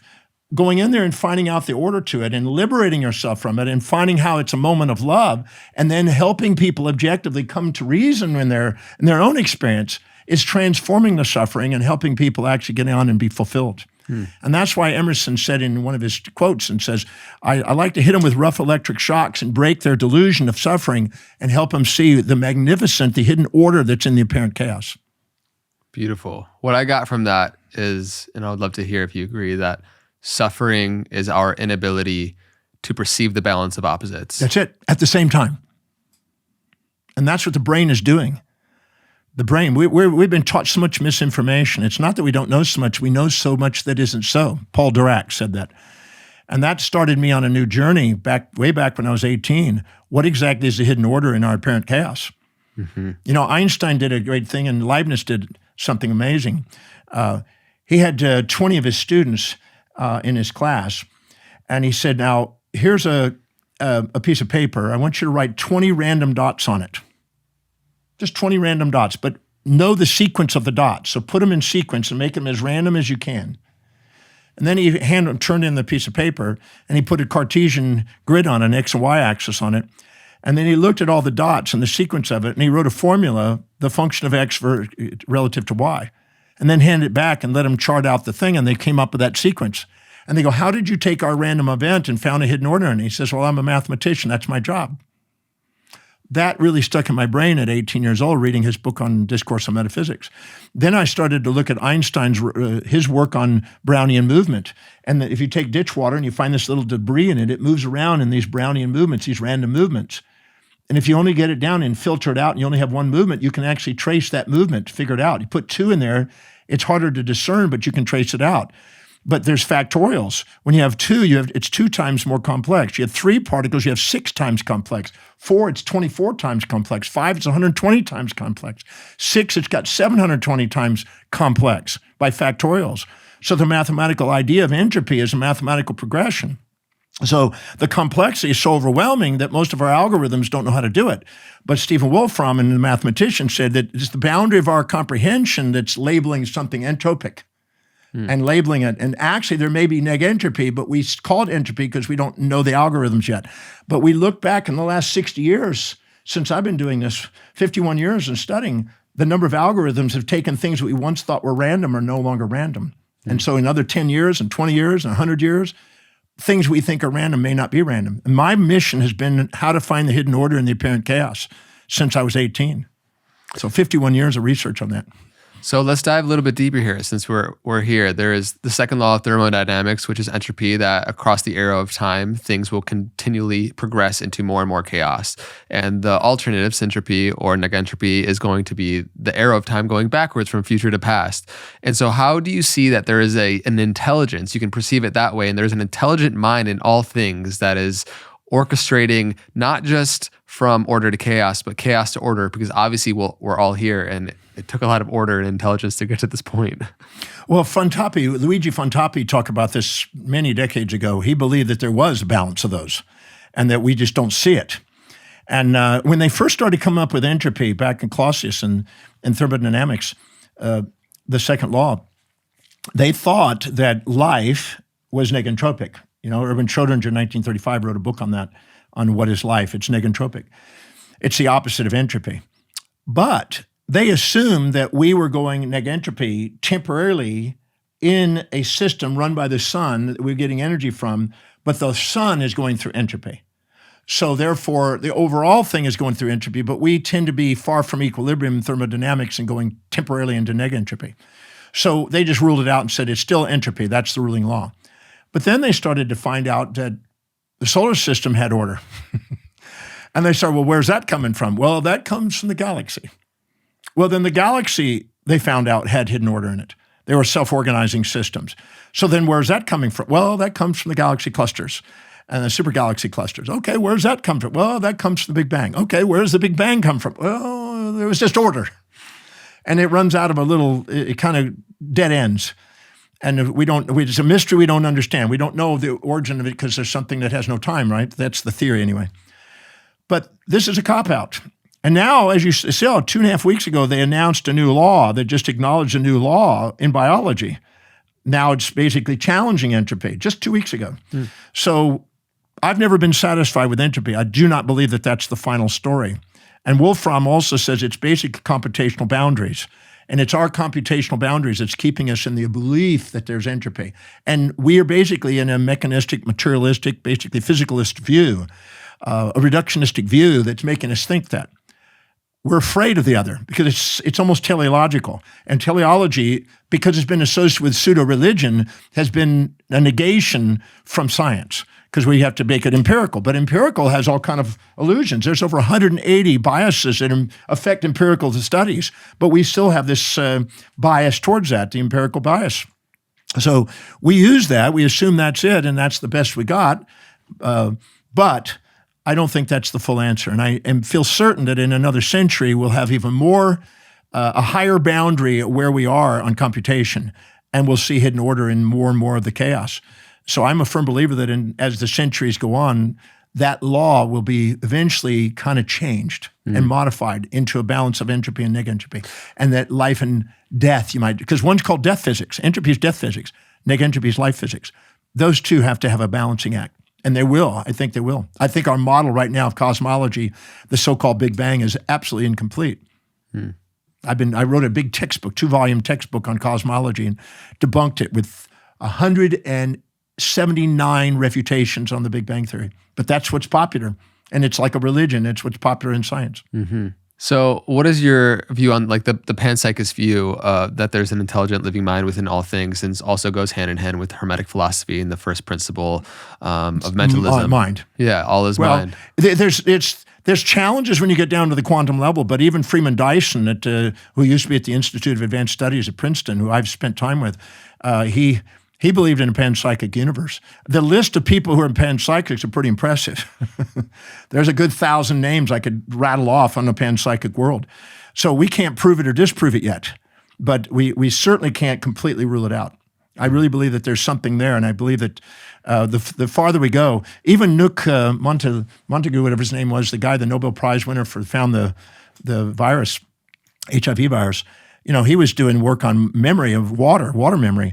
And they thought it was crazy and thought it was wild. But he found out that some sort of fields around DNA were giving off fields, and it was stored in water, and that maybe that's occurring. I'm finishing up a textbook right now on the origin of life again, and another one. And when we look at the hydrothermal vents and the compartments of sulfur, hydrogen, and iron compounds in order to create the first RNA and this and that, all those models. If you take Luke's work and put water in there, there's a common denominator, water, and maybe there's a field in there, and maybe that field is more universal than we realize. And so then there may be a panpsychic field that's there. So I can't rule it out yet. I can't say that's what it is. I can't rule it out. But I do believe that our materialistic view is basically curtailed right now, and it's got a boundary on it. And we have to keep open. So what do you see as the cross-section? Because you've studied so many of the ologies, right? And what is the correlation between the potential hidden order in cosmology and the hidden order in human behavior? Because I know you studied the intersection. They're the same principles. Same thing. I would say that we live in a universe with an infinite number of pairs of opposites at all scales of existence for eternity. And there's no beginning or an end on it. The idea of a beginning or an end is partly our own projection of our own finite thinking of our amygdala. Our cosmology is limited by our own thinking. Just like religion, if you study religion, if you look at it, it started out at geomorphic, went to zoomorphic, went to anthropomorphic, and goes on and on and on. And it's basically our phobias and our philias and our dissociations from what's frightened us to creating these artificial systems of religion. But ultimately, it goes through the development of the brain until it reaches the most abstract level, the highest IQ, which is pure mathematics of expression. And even the mathematics that's a symmetry of all pairs of opposites. That's the highest religious construct. If love is a synthesis sequence of opposites, that's the ultimate religious experience. But that's also the ultimate science experience. This symmetry of opposites is what the particle accelerators are helping us realize. True religion and true science, I don't believe, fight. It's a pseudo-religion and the biased sciences that fight. That's a powerful reminder because you're applying the scientific approach to human behavior in many ways, as you do on the cosmological scale as well. And I feel, and I feel like many people do in the next coming decades and century, that there will be somewhat of a more unified understanding of science and spirit, and they're the same thing. I don't think there's any real difference. When you meet somebody and you resent them and you puff yourself up and proud and you project your values on them and try to live in your values, you have futility. And so the futility humbles you to come out of the pride and go back into authenticity. When you look up to somebody and put them on a pedestal and infatuate with them, and you're conscious of their upsides, unconscious of their downsides, and conscious of your downsides, unconscious of your upside, and too humble to admit what you see in them is inside you, you're blind and ignorant of both. When the process of doing it, when you look up, you eventually get resentful to them because you've sacrificed futilely to them and built up resentment to eventually go, I want my life back. So nature automatically has built in systems to make sure we're brought back to the true self. And knowledge, when you're infatuated, you don't know somebody. When you're resentful, you don't know somebody. You only know somebody when you really love somebody and see both sides simultaneously and are poised and present and productive and powerful and prioritized and really present and purposeful at that moment with them. That's when you know somebody. So you don't know somebody until you love them. So I'm a firm believer that that's the ultimate omnipresence, omniscience, and omnipotence is love. That's the ultimate objective. The journey from judge to lovement. The journey from... Why not? It's the integration in the mind to make it happen. The transcendental spiritual experience is still a mental equanimity. It's equanimity of the mind. It's objectivity of the mind. It's synthesis and synchronous of the mind. It's the dialectic and it's simultaneous dialectic. No matter what we call it, no matter what our language is, it's still the synthesis of the mind because it's our mind that's giving us our experience. The journey from judgment to love, I've heard you speak to the kind of three qualities that make it even possible for us to judge. For example, an action, an inaction, or a trait. You want to speak into anything there as well? Because that's a very powerful reminder. Yeah, after going through millions of people, taking them through the judgment process, we've narrowed down to those three things. It's a physical trait. I admire or despise their big nose, or their ears, or their butt, or their boobs, or their this. There's physical traits that they go, when a guy and a girl meet each other, they're ruling people in and or out based on these physical traits. That's a judgment. And I like those teeth. I don't like those teeth. I like those eyes. I don't like those eyes. Those are physical traits. Then there's also some action they did with their motor actions and inactions, too much or too little of some motor action or inaction. Commission, omission. We judge in law, commission, omission. So it's traits, actions, inactions. Those are things. Physical and characterological traits as well, right? Well, character, break down character, it's one of those three. Your behavior is a movement. Right. It's a behavior. When you judge people, you have anytime you're proud, you have a false causality that you assume that with your actions you have caused through somebody else's perception more advantage and disadvantage, more positive and negative, more gain and loss, more, advantage to them than disadvantage. The second you do, you have a false causality because they actually had both pain and pleasure in your action, and they may not have seen it, you may not have seen it, you're both under illusion. They're gonna blame, oh, I'm so happy when I'm around that person. These people, oh, I'm so good. And these are delusions. And the same thing when you're ashamed, you're assuming that you caused them with your actions more pain and pleasure, more loss than gain, more negative than positive, more disadvantage than advantage. And if those people buy into it and you buy into it, you feel ashamed and they feel resentful. And these are all illusions. And all those can be neutralized by asking quality questions that hold you accountable. Accountability is being able to ask the questions that allow you to liberate yourself from those emotional bondages, those false causalities, false attribution bias, which is called the karmic wheel in Buddhism. That's all the karmic wheel is the causalities that we falsely attribute to ourselves or from other people. And so when we actually see them simultaneously and there's nothing but love there and they're perfectly balanced, we're on the dharmic path. That's the path of the bodhisattva, the light. The path of wisdom. Path of wisdom. What is wisdom in your eyes? It can obviously be cultivated irrespective of age, I feel like. Yeah. Of course, experience will give us opportunities to reflect and cultivate that wisdom. You may not be distorted by being raised. You may be as a young child and be more aware. Yeah. And then you get taught that which isn't so. Yeah. As long as you touch that timeless place within you, then you have access to wisdom, right? And so is there anything else you want to share in how wisdom can be cultivated irrespective of age? It's the same as what I'm describing. Yeah. Wisdom and love are inseparable. If you look at my cufflinks, they say wisdom and love. Love it. I was told when I was 14 years old, I met Howard Hughes, and Howard Hughes told me that there's only two things they can never take away from you is your love and wisdom. So dedicate your life to the love of wisdom and the wisdom of love. And he told me learn how to read because I had learning problems. And so love and wisdom are what I'm up to. Philosophy. I love it. Yeah. Love or wisdom. Philosophy. Beautiful. Whoa, there's so much to unpack in this episode that I'm just like, I'm so excited to go back and watch it myself. Some other questions though I do want to ask before we wrap up. What is God? When somebody asks you that, what does the word God mean to you? Well, that's an interpretation based on the level of the brain function that people are in. If they're in their amygdala, it's going to be probably geomorphic, zoomorphic, which would be plant or animal-based, or anthropomorphic, animal to human-based. And there's a gradation there. Because when we were frightened one time, the thunder, frightened us. And we had gods for the thunder and gods for the lightning and gods for the rain and gods for the desert and dry. And we had gods for everything. There are thousands of gods that are extinct today. We went from all these pantheistic, polytheistic, and eventually down to a few so-called monotheistics. So these are just brain developments.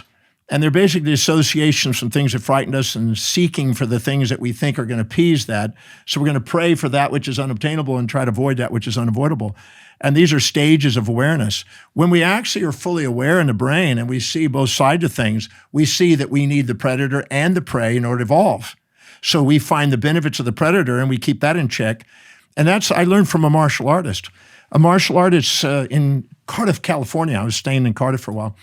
And this guy said, I'd like to study philosophy under you and I'll teach you martial arts. I said, let's have a good swap. So he said, here's the first class. And he stood in front of me and we bowed to each other. And he said, I want you to try to kill me. And I said, I have no desire to kill you. And he says, then you have no desire to be my student. And I said, well, I have to kill you to be your student? He said, well, you have to try. And I said, okay. And so I didn't really want to hurt the guy, but I was under the illusion I could. So I decided to punch him, real punch.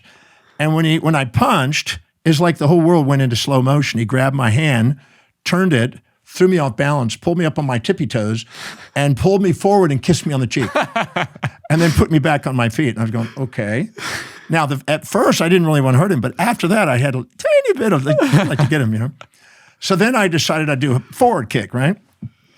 And when I did, he grabbed my foot, turned to the side, grabbed it, pulled it off balance, made me hop, grabbed me, kissed me on the cheek. I thought, well, maybe he's a gay martial artist. So he pulls me forward like that, puts me back on my feet. Now I decided to do a back kick.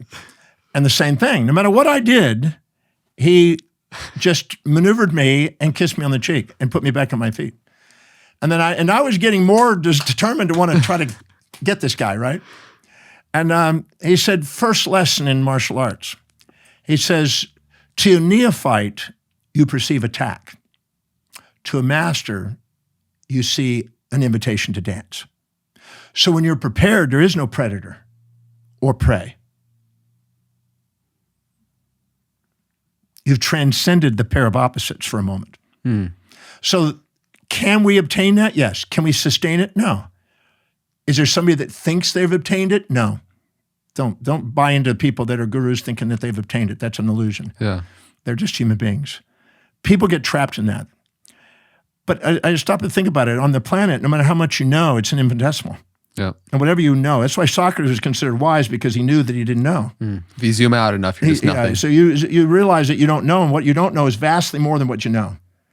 And so when you go to the center of the sun, you realize that what that little planet is insignificant. Whatever you know there is not a whole lot. Yeah. And to the super galaxy cluster, Laodicea, and even beyond, the Great Attractor, that's nothing. So you know nothing. So that's why Einstein said, live with holy curiosity and continue to keep humbling yourself and keep learning and keep growing. So I'm thirsty for wanting to continue to tomorrow. Every day is an opportunity to learn some more. And it's never ending. And I don't have a desire to be done or be enlightened or any of that stuff. I'm relatively aware. That's it. And a whole lot of ignorance. Yeah. So I say anything I don't love is still my ignorance. And so my job is to learn how to love that and find the love in every event. Because we go around and we put all these little morals and structures on it, which are all man-made. And we put things that this is bad and good, the devil and good and all that. None of that's there. That's just an illusion of the mind. It's a Maya. But actually taking the time to ask quality questions to see both sides simultaneously is liberating. And it keeps us at the forefront of continually wanting to expand our consciousness. And I'm interested in that, the involvement of human consciousness, not the definition of here's what's right and wrong, none of that. It feels like as our circle of knowledge grows, so too does that perimeter of ignorance. And that actually brings humility to the pursuit of you can still grow and learn a lot and still realize how much you don't know. Yeah, I had a guy interview me one time. He says, when did you become enlightened? I said, did I become enlightened? Or did you get the illusion I was enlightened? I said, I have a relative awareness based on what I know, and I'm an absolute idiot when it comes to technology, how to do a cell phone fix. There's something, cars. I haven't driven a car in 31 years. I don't even know I couldn't even tell you what cars are on the road and how to drive them today. Yeah. I'm completely ignorant in things that are low on my values, and I have specialists that I delegate everything to. I only teach research, write, and travel. Everything else is delegated away. I don't cook, I don't clean, I don't do anything. I've surrounded myself with people who love to do the things I'd like to delegate. Anything that requires an external motivation to get me to do something, I delegate. Anything that's intrinsically an inspiration to me, I fulfill my life with. That's powerful, because that area of fulfillment, it feels like the more that we develop mastery in that which we value most will equate to how fulfilled our life is. So well, whenever you do that, you can't wait to be philanthropic. It's really interesting. When money without meaning leads to debauchery, money with meaning leads to philanthropy. You have a desire to want to contribute and inspire other people and invest in inspiration and contribution instead of rescuing desperations. I have no interest in rescuing desperations. I'm interested in inspiring inspirations. So good, man. Thank you. I'm just digesting, integrating a lot of this. I feel like we'll have to continue to run this back, because I could literally sit here and speak with you for 12 days also. This is like my highest excitement, to be exploring these areas of conversation. And it seems, and it just resonates so true to me, that this is the life path that you've chosen to live is in extreme alignment with what life wants of you. And therefore you're getting the reflection for so much more philanthropic work and impact and service. And it's just so cool to see the continual evolution of that. Is there something that you've claimed for your life that you want to create at a bigger scale while you're still in this life? What's like your biggest vision for humanity? Well, I just have a desire to teach, research, and write. Chop wood, carry water, teach, research, and write, and travel the world. I've been to 194 countries speaking. I've still got a few more to go. I set that as a goal when I was 17. I'm still working on that. I'm going to keep researching and writing and teaching and writing books and doing presentations and interviews and whatever way I can disseminate knowledge. Every possible way to disseminate information, I've identified it, and I'm movies, radio, television, podcasts, whatever it takes, I will share information. I spend doing that 7 days a week. I hope to do that at least until I'm 100. Yeah. It feels like, and it would be a good note to end on as well, which will also be valuable for the audiences. I know you keep very clear metrics about every area of your life, and how that's very powerful. When you know the score of where you're at in your life, you can actually take aligned action to increase it. So what are those areas of life that are important for us to? Well, I believe that I've broken life into 7 areas. I believe we have an inspired mission, which is a spiritual quest. whatever that is, it's highest on your value. I believe that we're here to wake up our genius and contribute innovative, creative, original thinking to the planet something from the core of your own being. I believe that we're here to be of contribution and service and have a sustainable, fair exchange and some sort of transaction with people so you can give and take and have realize that you're contributing. I believe that you're here to master finances and not be a slave to it and have money working for you. So I learned a long time ago to take whatever I earn and put half of it into investments and put it into things that contribute to quality people. I don't gamble with things. I just put it into high quality companies that serve people. And I believe that we're here to have a global family dynamic. I don't see myself in a little house and a little place. Yeah, I live on a ship that goes around the world, as you know. And so I'm going to every country. The universe is my playground. The world is my home. Every country is a room in the house. Every city is a platform to share my heart and soul. I have a global family. I'm never away from anybody. People go, well, so-and-so's left me and I'm all by myself. No, we're living on a planet. It's a big house. They're in the other room of the house. Instead of walking and talking, I Zoom and I, communicate through other means. It's just a relative perspective on space and time. And socially, I believe that, you want to be able to make a contribution. At the end of your life, did you do everything you could with everything you were given? You want to be able to say, absolutely. And so I wanted to make a contribution, meet amazing people, go to amazing places, do amazing things with amazing people. And so that was mapped out. And if you don't map up your life, you're going to live by duty, not design. And I think most people are sitting there disempowered, basically taking drugs and removing organs. And I'm a firm believer that your body is designed to do something amazing. If you're living authentically, it rallies. So I'm a firm believer that those spiritual, mental, career, or vocational, financial, family, social, and physical, all areas, any area of life you don't empower, people overpower. So I'm a firm believer in empowering. I wanted to exemplify that on planet Earth. Powerful. So just to recap, that was the 7. Can you riff them off again? Just the spiritual pursuit, yeah, mental, vocational, financial, familial, social, physical. Beautiful. Powerful to track where you're at within all of those. A couple quick questions. I know you could probably unpack these at length and at nauseum, but your relationship with psychedelics, can you share your journey early on and the shift that happened with that? Well, I had a psychedelic experience when I was in my teens. Yeah. I haven't touched any psychedelics or drugs since I was 17. Once I learned what I could do with my own mind and just exploring them with my mind, I had no desire for any more psychedelics. But it was an experience. I'm glad I got that experience in the 60s. But I have no desire today. Yeah. I just remember hearing a rough story, which we can save maybe for another time, but you meeting an individual that taught you the power of meditation or introduced you to that. Yeah, I was sitting at Haleiwa, North Shore of Oahu. We were stoned. And you were a teenager? A teenager, and I was sitting there with a guy. We were chatting, and there's a little dog named Root Dog there. And we looked out over the knoll at the beach, and on this beach, we saw this guy doing a yoga headstand. But the knoll was in the way, so all we could see is from the chest up. Yeah. And in our state of consciousness, we thought, did that guy come from space and doof into the ground? We thought, wow, that must have hurt. We're in an altered state. And this guy's just doing that. And we're looking and we're going like, that guy's upside down. He's stuck in the ground. His head's in the ground. What do we do? And we're just kind of freaking out by this. And all of a sudden we see his feet curl down from a yoga position, and he came up and he put his hands up like this, and he was facing directly at us. And he walked directly to us and sat right before us. And we're like, if we put our hand like this, he disappears, Yeah. And he goes, you guys high? And we're like, yeah. He goes, really high? And he goes, yeah. It's like an ego. I'm higher than you, kind of stuff. And he goes, you guys want to get high? And I go, okay. He says, meditation, man. Meditation is higher than anything else. And so that stuck in my head. I thought, that's interesting. And it wasn't very short after that I almost died. And then I got sent to a meditation class.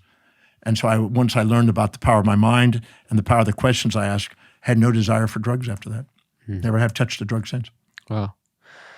The last thing that I want to ask is because you're somebody that I'm perceiving as just like bursting with life force energy. And I feel like when you live a life of alignment and you devote yourself to it, you get that universal energy to support you in that process. As you raise your vibration, I feel like life reveals to you what is also on that plane of existence. Have you had any wild mystical experiences with extraterrestrial or energetic visuals or something that you haven't shared before? I'd be curious to see.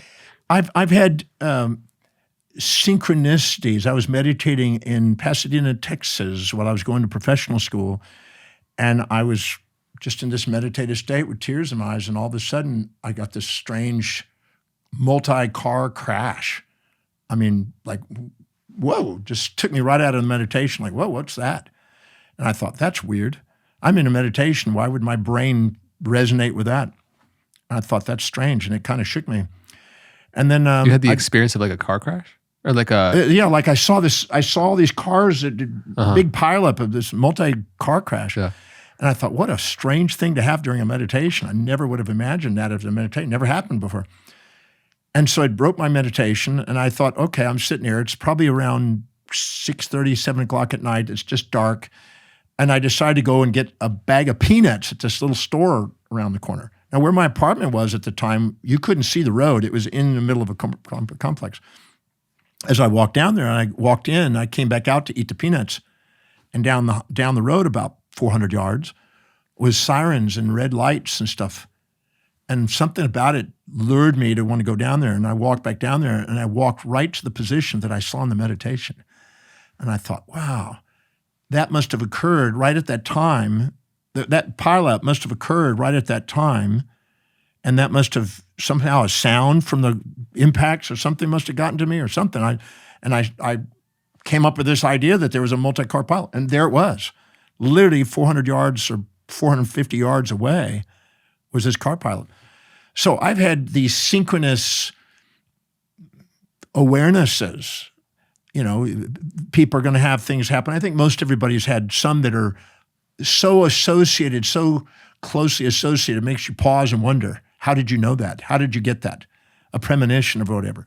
But I can't say that that runs all the time, and I have any, super psychic experiences, or, and I haven't had any experience of terrestrials. I had a guy that said he hadn't a terrestrial experience, and he had a bunch of friends that had these experiences, but I felt like I was left out. And so I thought maybe I need to go out in the field and bend over and put my butt in here and hope to get probed or something, But nothing ever worked. So I can't say I've had that. I've been studying exobiology for years. I was actually tried to be a special missions astronaut at NASA for that at one time. Oh. But I haven't seen anything other than possible bacterial exobiology so far. The rest of it is questionable. I'm open to it. I just haven't seen anything that's solid. Yeah. And I'm waiting for something solid. Yeah. I love that. I definitely feel like those extrasensory perceptions can open up as we cultivate on our journey, and deeper, even energetic, subtle. Who knows how they manifest? But I just don't want to exaggerate. Totally. I feel that. I'm too dense, I guess, to have those really amazing experiences. But I have definitely had some synchronicities that are pretty, mind blowing, and something that keeps me in pause of thought. I mean, I've had a few, and I've written them down in a document. I keep records of them just in case there's some pattern that shows up over time. But they're far in between. That are more authentic for me. Well, I definitely think that the most miraculous thing is recognizing the magic in the mundane and in everyday life, and finding the beauty in everything that isn't necessarily those high extraterrestrial, extrasensory perceptual things. Is there anything else you want to share with the audience before we wrap up? Just whoever's listening out there. Hi, everybody. Give yourself permission to be yourself. Why be second at being somebody else? Why not be first at being you? The magnificence of who you are is far greater than any fantasies that you will inject or impose on yourself from outside infatuations with others. So just know that whatever you perceive in other people, you have within yourself. Don't play small, play authentic. Don't play big, just play authentic. The moment you do, you automatically, spontaneously tend to expand your space and time horizons, and the magnitude of space and time in your innermost dominant thought will determine the level of conscious evolution you've attained. And so you'll continue to expand. And once it's outside your day, a week, a month, a year, a decade, a generation, and a life, welcome to an immortal legacy that you have offered the world, you can bring to the world. So give yourself permission to be the most magnificent you, and a legacy will be born. This might have been one of my favorite podcasts I've ever done. Honestly, thank you so much for sharing yourself today. This has been so profound, and it's such a pleasure to get to know you and share this energy. So, no, thank you. Appreciate the questions. I don't get these questions all the time, so great. Yeah, wonderful. Well, everybody that's been tuning into this episode of the Know Thyself podcast, please let us know what resonated most. You can find Dr. John Demartini on, is it drjohndemartini.com? Just drdemartini.com. Great. So people can find, you guys can all find more about him there, and we'll leave links for things in the description below. I appreciate you for coming on this journey. Let us know in the description, in the comments, on the Q&A on Spotify, what most resonated with you, what was most impactful. We love hearing those stories when you reach out. And until next time, be well.